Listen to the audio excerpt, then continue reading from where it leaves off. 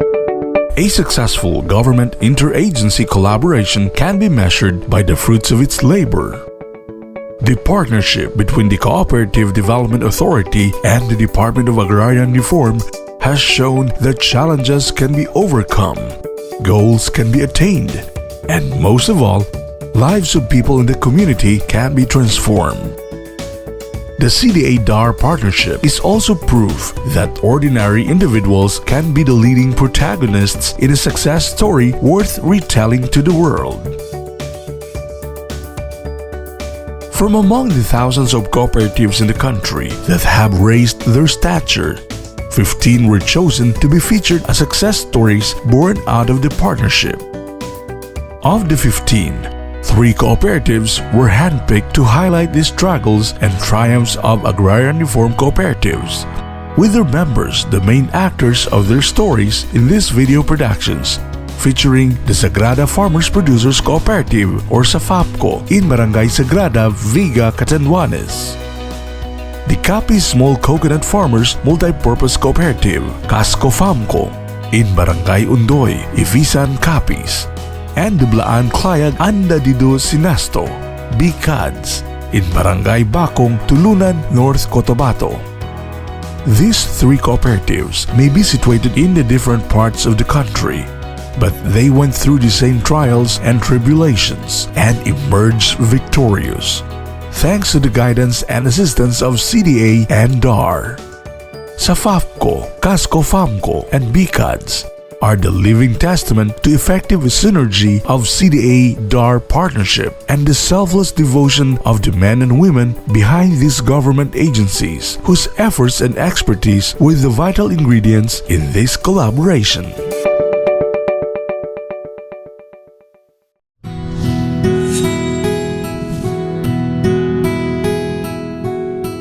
At first glance, Barangay Sagrada, a rural village in the municipality of Viga, Catanduanes Province, looks like just another dot on the map. But like many areas in southern Tagalog, Sagrada is an abaca-producing barangay. Its people also grow rice and root crops for food and commerce. Groups like the Sagrada Farmers Producers Cooperative or SAFAPCO have been contributing to the growing abaca production industry in the country, particularly in Catanduanes, which is considered as the largest producer of abaca not just in the Bicol region but in the entire Philippines. SAFAPCO was on its way to becoming a major player in abaca production in the province when an unfortunate incident wiped out its records and documents, where it almost crippled the cooperative. But the fire that consumed SAFAPCO's papers was not the only challenge that it had faced. Its members were disheartened as well due to the mismanagement of its past officials, and for half a decade the co-op has not progressed. But slowly its members gained enough courage to continue what they had started, and the co-op was on its feet once again. This time, under a new leadership and a new vision that would propel SAFAPCO to new heights.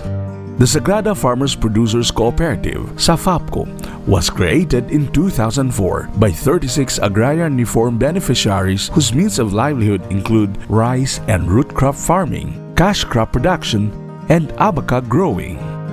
For the members of SAFAPCO, abaca production involves hard labor and the mercy of the elements, since yield is only at optimum during the dry spell and would decline during the rainy season. Tumaas nga ngayon yung presyo ng abaca, pero mataas din ang presyo ng bilihin. Doon kami nagiging kawawa. Napakahirap mag ng abaca, pero no choice kami. Wala kaming ibang magagawa kundi magtrabaho para sa pamilya. Kasi kailangan yun eh. Maganda naman yung layunin nila ng cooperative. Kaya siyempre kami wala din kaming tutol para hadlangan yung magandang layunin na yun. Bagkos susuportahan namin kung anong kagandahan na yun at handa kaming tumulong.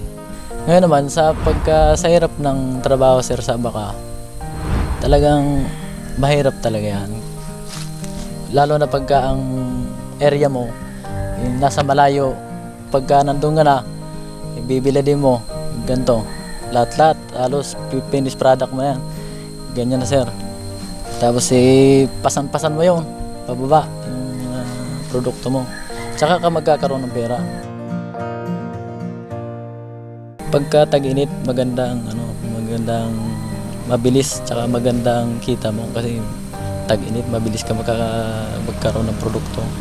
Sa hirap naman, yun lang talagang hindi ka makakapagbili ng tuyo, puro basa. Yun ang kalugihan ng isang abaca farmers. SAFAPCO was organized through the Agrarian Reform Infrastructure Support Project of the Department of Agrarian Reform. In 2009, a fire burned down the house of SAFAPCO's secretary at the time, destroying the cooperative's vital files, records, and documents which she kept in her residence. After the incident, many of the members lost their enthusiasm and became inactive due to what had happened. This in turn affected the overall status of the cooperative. The mismanagement of some of its previous officials was also a major factor that led to the co-op's inactive status. Because of this, SAFAPCO failed to submit their mandatory reports to the Cooperative Development Authority and other regulatory agencies of the government. The small business of the cooperative was neglected, and in 2009, it became non-operational. When SAFAPCO was starting out, DAR had played a vital role in its existence by providing it with machinery and building. But these were not utilized and eventually fell to disuse when its members lost their interest in running the cooperative. In March this year, SAFAPCO was revived under the leadership of Chairman Melchor Padua. Nung namalagi na ako dito sa amin, inisip na i-revive. Ako na ngayon yung chairman. Sabi ko nga parang may sibol ng bagong pag-asa. Dumami bigla yung membership. Kaya siguro maganda prospect na cooperative na yun. From the original 36 founding members, SAFAPCO has now 85 active members, 48 of whom are agrarian reform beneficiaries. Under Padua's chairmanship, SAFAPCO is set to embark on a very significant endeavor that would have positive impact on the cooperative's existence and its future, the Abaca Trading Project. Yung pag-develop ng mga tao, mga social preparation stage, capability building trainings, dar ang may gawa. DAR has assisted SAFAPCO every step of the way, from organizing to extending financial and technical assistance. Aside from providing the assistance and capability building, DAR has also created access and linkages with other agencies, which can also help SAFAPCO.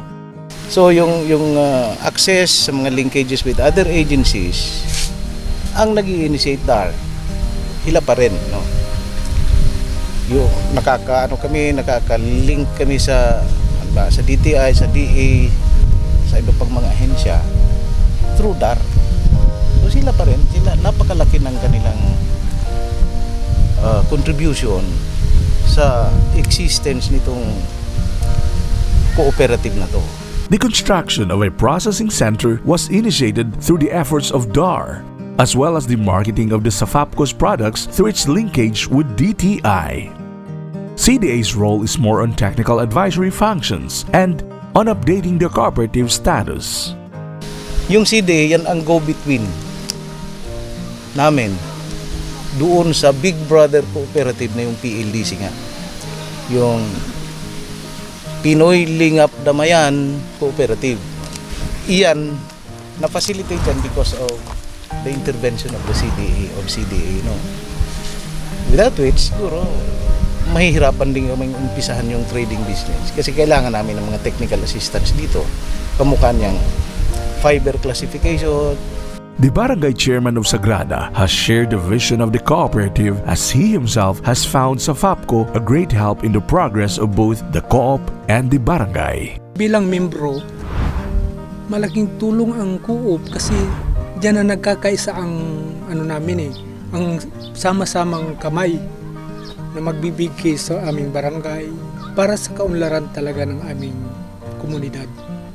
Pag nagsama-sama ang isang komunidad, doon na lalong uunlad ang aming kabuhayan.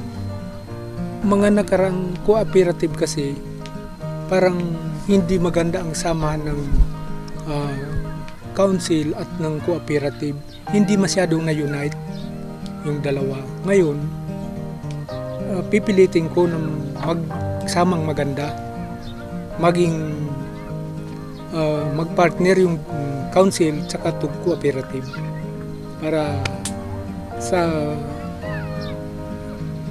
itong layo ng aming barangay na ayusin ang kabuhayan ng mga tao. What the cooperative needs at present are capability-building activities like trainings, the right equipment, and capital to sustain its growth. Kung maaari nga na mayroong magbibigay ng training sa amin, na training ang mga membro para nang sa ganun, lahat na aksyon tumatama, hindi nagsasayang ng panahon, hindi nagsasayang ng kapital. Kung may training ang mga membro ng cooperative, pagiging perfect ang galaw, hindi magsasayang ng pira para sa trial and error ng mga lahat na gagawing aksyon. Hindi nga yung sa hindi ko may paliwanag ng gusto ang layon ko, pero bastang hangad ko yung progreso ng hindi nagsasayang ng kapital ng pera, pumunta tayo sa kaunlaran. Sa ngayon, as usual, yung isang kahig, isang tuka ang buhay kasi hindi talaga sila na-rehearse sa tamang pag-impok, trabaho, hanggang doon lang, kakain. Hindi sila masyadong natitrain sa kung paano ang mag-save ng kanilang na kinikita. Ako bilang chairman ngayon, inaano ko na sila, hinihimo ko na sila na ang kinikita sa isang araw, wag lahat ubusin sa pagkain lang, o lalo na alak, wag doon, kundi mag-saving sila. Setting aside the challenges that came their way and which they were able to overcome, the people behind the Sagrada Farmers Producers Cooperative, through the assistance of the Department of Agrarian Reform and the Cooperative Development Authority, have continued to learn how to improve their lives and their cooperative, for it is only through the constant learning that they will grow as productive citizens of their community and as co-op members.